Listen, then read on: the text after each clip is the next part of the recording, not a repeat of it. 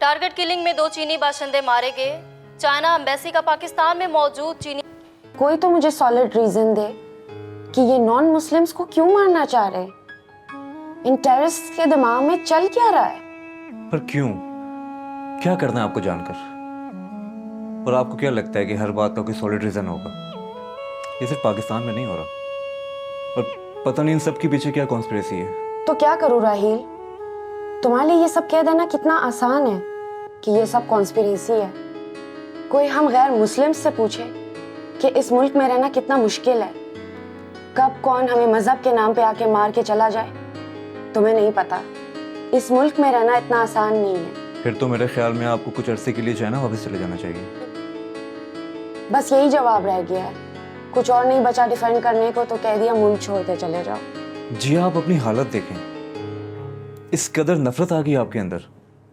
और sir Feng की death से पहले तो आप बिल्कुल भी ऐसे नहीं थी। तो मैं ऐसे कैसे रह सकती हूँ? मेरे लिए मेरी जिंदगी में सब कुछ मेरे बाबा थे। इस मुल्क ने मेरे बाबा को मुझसे छीन लिया। जिया वो एक हादसा था और उसमें आपके बाबा के अलावा और कितने लोग मारे गए, और शायद उसमें ज्यादातर तो तादाद पाकिस्तानी मुस्लिम्स की थी।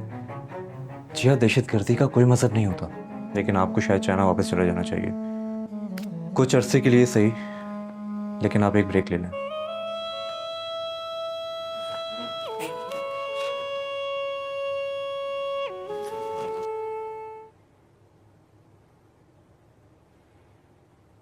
阿水吃药了。别的太多了，少一点给。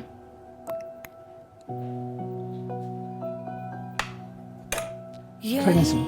कहीं तू पास है ये जानते हैं हम मगर हम 我怎么了？医生怎么说呢？医生没怎么说，只说你的身体缺营养，要多注意自己的身体。你又不关心我。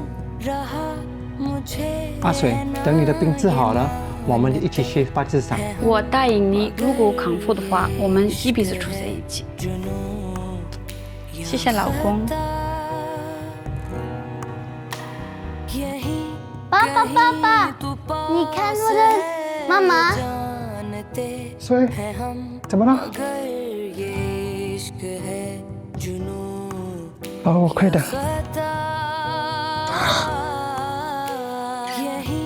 कहीं तू पास है ये जानते हैं हम मगर ये इश्क है जुनून या खता। हाँ जिया। राहील तुम सही कह रहे थे, मुझे चाइना वापस चले जाना चाहिए।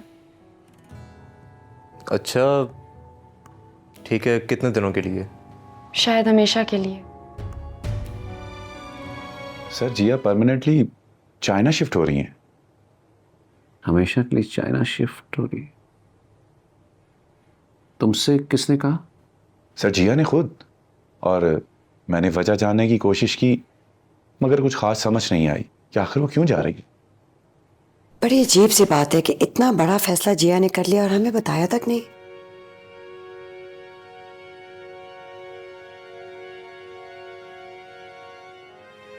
क्या हुआ?